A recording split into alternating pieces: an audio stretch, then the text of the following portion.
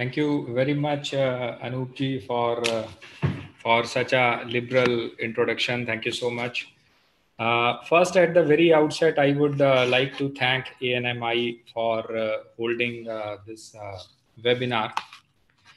In fact, there couldn't have been an apt time for this webinar on risk assessment. First of all, I wish that all the members who are viewing this webinar today, I just hope that they are keeping well, they are keeping a good health during these COVID times, and hope that we overcome and surpass these testing times very soon, and there we achieve the normalcy in general. So as I told you that there couldn't have been an apt time for the risk assessment or a webinar on this topic. There is a reason behind this statement, that why I'm making this statement. If you are following the international developments, I am sure that you must be well versed with the international organization named as Financial Action Task Force, right? And I'm sure that most of the brokers, most of the operators in the intermediary sectors are well aware that our country, that is India, is to go under mutual evaluation process by Financial Action Task Force during the year 2021, right? So Anupji, in fact, that was the reason that I accepted your request immediately as you sent it. Thank you.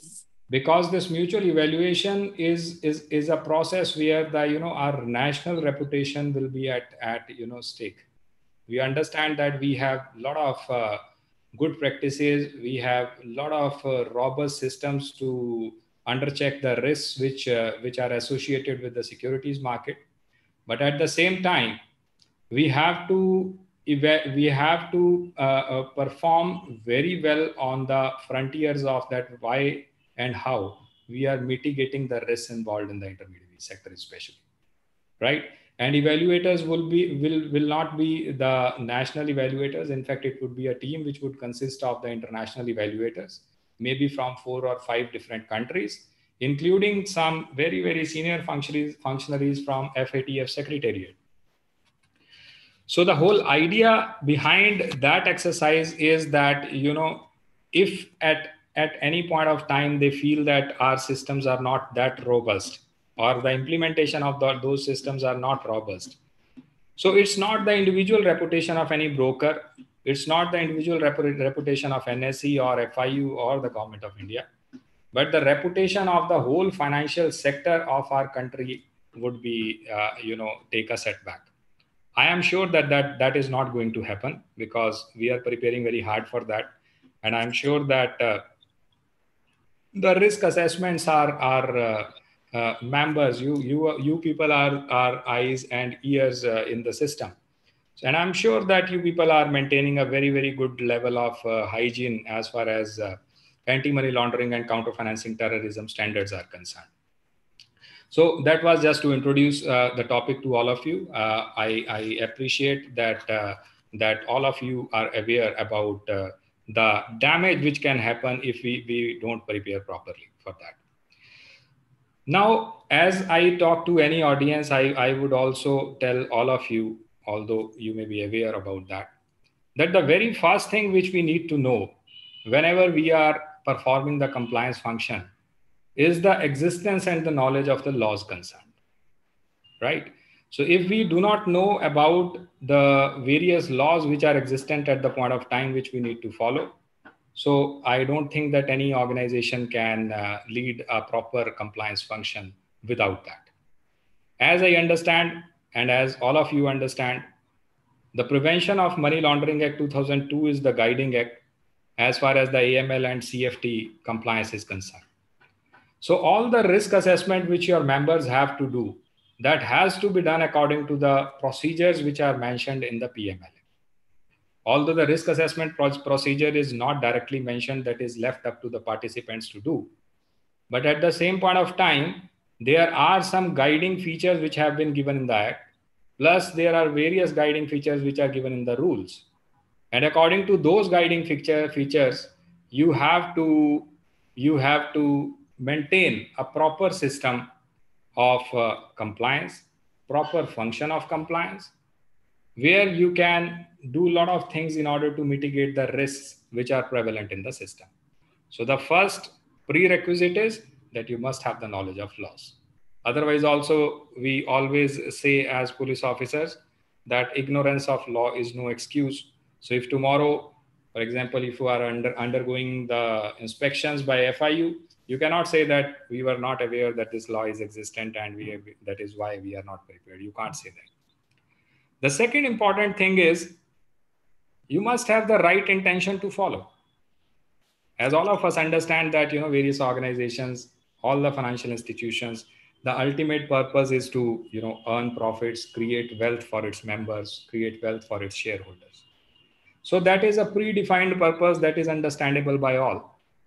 But today, in the scenario in which we are existent today, and the way the financial institutions are being misused by the money launderers, fraudsters, and the terror financiers, I don't think that any organization is, is prepared to take any sort of blot on this count. Because once you are, God forbid, once you are tagged with such kind of tags like that you have been a conduit for some money laundering exercise or maybe for terror financing purposes, so that tarnishes your organization's image forever. I don't think that any organization would like to have such kind of tag in future. So the only remedy to that is that you must have the intention to follow the law of the land. Why I am saying that is because that at times we understand laws, at times we understand rules, but unfortunately because of the laxity or because of our attitudes to, just ignore that, anything can go by, we do not show our intention that we want to do this. Until you have the intention to do this, I don't think that any organization can discharge the compliance function, because it actually runs contra to your natural objective of creating profits, creating wealth for your shareholders. Because compliance at the end of the day is an expensive function. We understand that. But I always request all the members who are there in the August audience today, so please don't treat compliance as an expense. So the moment you come out of this psyche that we are just creating some expenditures, the moment you come out of this psyche and say that we are actually making an investment for our safer future, you would understand and appreciate what I'm saying. So the moment you accept this fact that, compliance is an investment, so you should invest in the bestest of human resources. You should invest in the bestest of technologies. So by that standards, whatever expenses the financial institutions or any organization for that matter makes, that is expense. For example, if you are hiring some very good employee in the data as a data scientist, so that has an expense, isn't it? But why do we call our human resources an asset? We call them so because in the long run, they would contribute to the creation of wealth for our shareholders, creation of wealth for our organization. So if you aim to exist in this world for a longish period of times, if you want to sustain the pressures by the AML and CFT community, you will have to work very, very hard, because the days are gone when the world used to work in silos. The days are gone. The whole world is interconnected now, and financial transactions, as all of you understand, investments, as all of you understand much better than me, they know no boundaries now. So at the click of the button, you can make investments in US people can make investments in India. So the only thing which we can save our system, the only thing which we can, which can ensure that only the right kind of transactions pass through our systems, is that what kind of a strong compliance function you people are having inside your organization, right? So intention to follow the rules and rules and regulations, that actually leads the way to have a better compliance function in every organization. And after intention, so these two ingredients do not automatically play out. For example, even if you have knowledge, even if you have intention, but you do not invest your efforts, you can have bestest of the IT software, you can have bestest of the hardware within your compliance team. But as long as you staff your compliance team properly with proper kind of persons who understand the mechanics, who understands the mathematics behind it, that what they need to look for. So it is a complete wastage, right? So I would request you, I would urge you, because I am speaking from a lot of experience, a lot of inspections, lot of uh, reviews which we conduct for financial institutions. Unfortunately, they have the bestest of the resources in terms of physical resources. But when we come to the human resources, so an organization with, let us say, 1,000 crores of turnover, the compliance team is staffed by 2 people. Every day they are getting 5,000, 6,000, 10,000 alerts. Is it humanly possible? I just request them and tell them one thing, that if you want to do compliance just for the heck of it, or just for that, you want to be on the right side of the law, then I think you are mistaken. Because the moment you are subject to such kind of inspections or reviews, unfortunately, there have been very, very severe kind of punishments which are prescribed in the law if a proper system of AML and CFT is not found in place. So if you go through the Prevention of Money Laundering Act, you would find that Director, Financial Intelligence Unit, Financial Intelligence Unit India has the powers to put penalties, and the penalties will range from 10,000 rupees to 1 lakh rupee per day per failure. So for example, if some transactions have to be reported to Financial Intelligence Unit and you have not been able to do that for 365 days, so 10,000 multiplied by 365, that is the minimum penalty you will be subjected to. And plus FIU in its own inspections is just in order to check your preparedness to mitigate risks. We check a lot of things, including that whether you have a proper system of compliance in place or not. So I have told you the ingredients or the components of your compliance system pretty well, that you must have the knowledge, you must have the intention, you must invest proper resources in IT as well as in your human resources, and then put a lot of diligent efforts in order to make that work. So this webinar, which we are having here, is just to mark a new beginning in this area. FIU India is always very, very open to interact with all its members, all the members from the intermediaries community.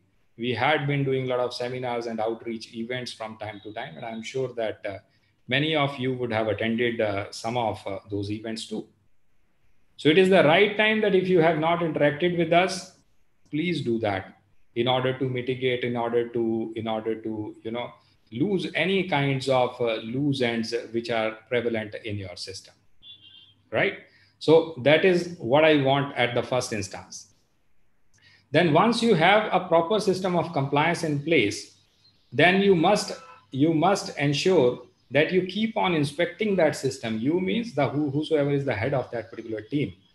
They must inspect, or whatever we call as an internal audit system, in order to audit your compliance function, because that is very, very important.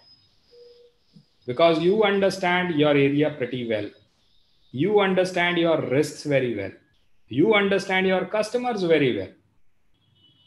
So the kind of audit which your senior functionaries or the head of your team can do, I think that should be the best exercise to do. Because once you do that, then you understand that, oh, I am having more than 500 alerts every day. And I have just one person working on those 500 alerts every day, and that too 24/7, 30 days a week. So that's not physically and humanly possible. You have 5,000 alerts and you have a team of just 2, 3 people to look at those alerts. So ultimately, what would happen? They would also work from 9 to 5 or 9 to 6 or 9 to 7. But even then, they will not be able to dispose of such number of alerts. So ultimately, you have to press hard for your resources, for your team building to your senior management. And you just have to apprise them that this is not something optional. You must apprise them of the risks which are involved if you are not mitigating your risks properly. I hope you understand that. And just for your benefit, I am telling you, I'm sure that most of you must be knowing that all the reporting entities means all the intermediaries.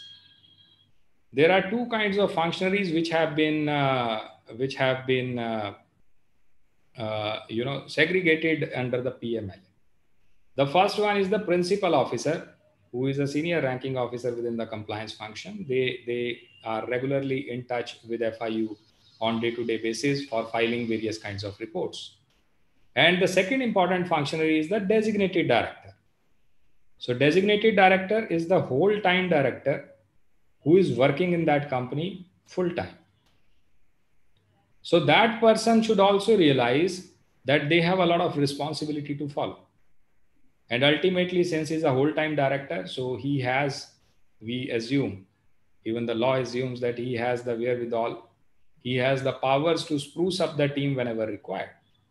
So if principal officers for some reasons are not able to impress upon their senior management, so they must take the route of designated director and let them know that it is their responsibility also, right? So another important clause in the PMLA is that if the director feels that the particular organization has a compliance function, but some functionaries are individually responsible for negligence, so then even the individual penalties could be imposed on the principal officer and a designated director. So the organization will not pay for that penalty. Those officers would be personally responsible. So I don't foresee that such kind of stringent measures would be required by FIU. All of you are aware, all of you are very much aware about the functions which you are performing and the risks your organizations are carrying in general. But just to outline 2, 3 more important issues is that one very important report which all of you are supposed to file with FIU, that is the suspicious transactions report. And let me tell you that we don't expect that you are police officers. We don't expect that you will be completely 100% sure about the suspicion. You cannot be. You can never be sure about those things. That is why the name of the report itself is the suspicious transaction report. And there are no thresholds defined. Even a transaction of 5,000 rupees, which is carried out, let us say, by an individual from a sensitive location, that may be a suspicious transaction report. But at the same time, a transaction of 5 crore, which is executed by a regular trader who is sitting in Mumbai, that may not be. So I hope you understand that it's not the quantum of money which is involved in the transactions, but in fact, it is the nature of transaction which will make it suspicious. So first of all, you and your team should understand the concept pretty well. If you have doubts, you can definitely get back to us. We will help you in improving your understanding. And then you should start applying your knowledge to the kinds of alerts which your IT systems are throwing in terms of suspicious transactions. Then the second important factor is that today you are not dependent on any individual organization or any government for that purpose, for outlining that who is a suspicious person. There is a lot of information which is already there in the open media, isn't it? So every day we read newspapers, we read about a lot of criminals, we read about a lot of money launderers, we read a lot about those who have defrauded banks and fled our country, isn't it? So you have majority of the information which is there in the open source. So I would request you that you should start subscribing to some of the media feeds on daily basis. and start churning your systems for those names, for those identifiers. So that is the best point to start.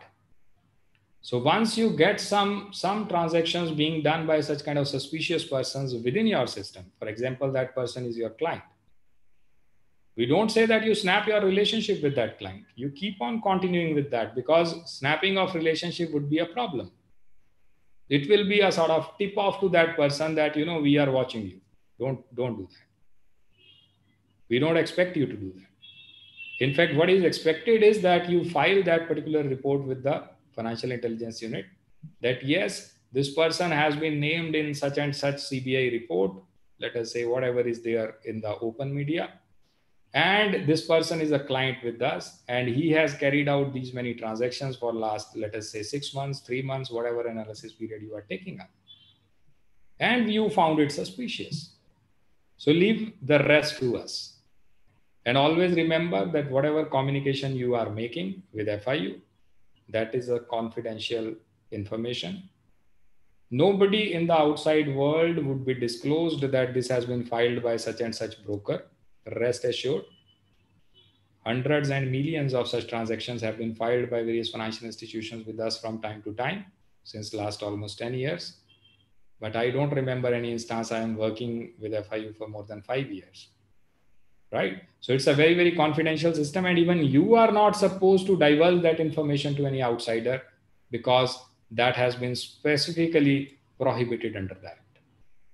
So even if, to the extent, if your even top management is asking that whether you have filed STR or not, you are not supposed to divulge the contents of STR with your top management, right?